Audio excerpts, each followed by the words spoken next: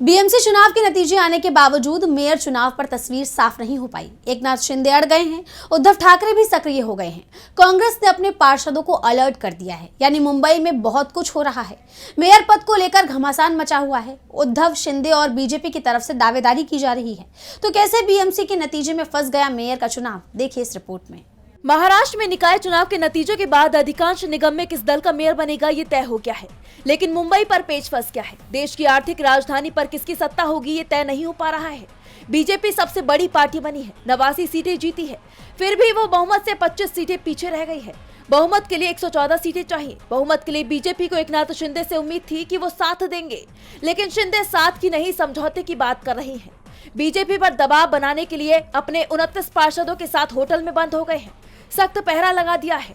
सवाल उठ रहे हैं कि शिंदे किससे अपने पार्षदों को बचा रही हैं, बीजेपी से या फिर उद्धव ठाकरे से, क्योंकि जिसने भी शिंदे के पार्षदों में सेंध लगाई मेयर उसी का बन जाएगा। उद्धव ठाकरे ने तो बता भी दिया है कि शिंदे बीजेपी से डर रही हैं। बीजेपी ने एक बार शिवसेना को तोड़ा था, सहयोगी दल तोड़ने में वो एक्सपर्ट है। एक बार फिर से शिवसेना को तोड़ा जा सकता है। इसके साथ ही उद्धव ने यहाँ तक कह दिया है कि शिंदे के पार्षद उनके साथ भी आ सकते हैं, क्योंकि शिंदे गुट से जो पार्षद चुने गए हैं मूल रूप से हमारी शिवसेना के पार्षद थे।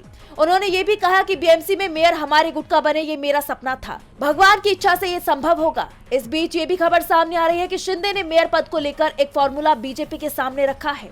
इसमें 2.5 साल की बात कही गई है। मुंबई में पहले 2.5 साल शिवसेना का मेयर हो, बाद के 2.5 साल में बीजेपी अपना मेयर बनाए, लेकिन बीजेपी इस बंटवारे के लिए तैयार नहीं है। लेकिन शिंदे को नाराज भी नहीं कर पा रही है, इसलिए देवेंद्र फडणवीस भी बीएमसी में बीजेपी का मेयर बनेगा ये नहीं कह पा रहे हैं।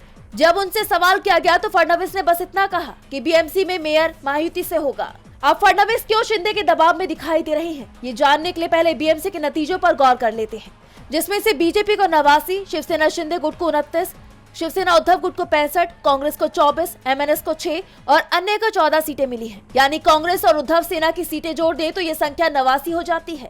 89 सीटें ही बीजेपी के पास है।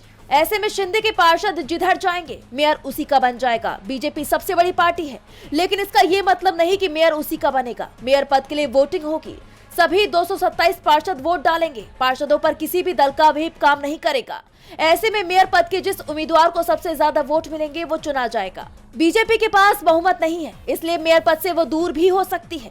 इस बीच ये भी खबर आ रही है कि एनसीपी प्रमुख अजीत पवार ने अपने चाचा शरद पवार से मुलाकात की है, जिसके बाद उनकी भी घर वापसी की तैयारी शुरू हो गई है। पर आखिरी सवाल बीएमसी का है, जहां की सत्ता बीजेपी के हाथ से दूर जाती दिखाई दे रही है। डीबी लाइव की रिपोर्ट।